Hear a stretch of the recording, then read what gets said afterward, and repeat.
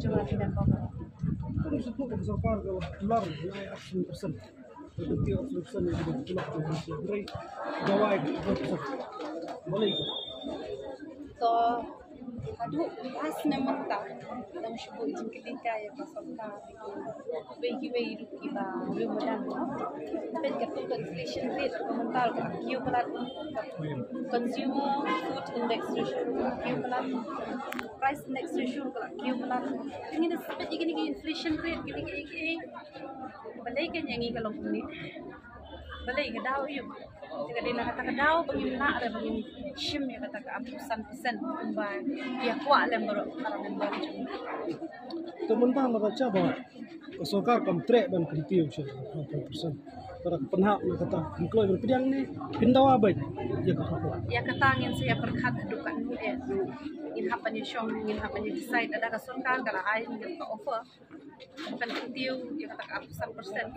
Dia ingin hapannya dia decide untuk isi dengan midon isi members macam ni. Dia ingin hapannya syong perkat lah ada bagi members yang hapannya share ni ini perkat ini ada ni ke kedai hub kata inflation rate coba ni ke state kita nation berkuai di Kamu ke jusi ujung bisa anda. Tapi yo kumpulai po legisan state level. Jadi kita na district na block na itang na district itang di action rio kilay po dan di bakoy dan di bangkoy. Ilang taki block na idan di bayo kita may snake block na mayas block di bayo kam kaja bayo shpo aja. Block account dan yo aja. When this price index ratio kate this inflation dengan tay kata mo yang itu.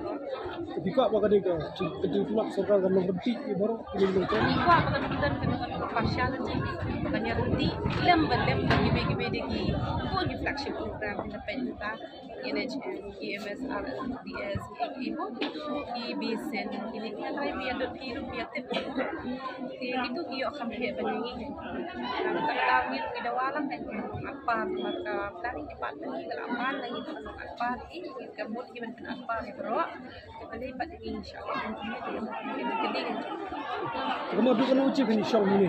ini ka independent strike long day naik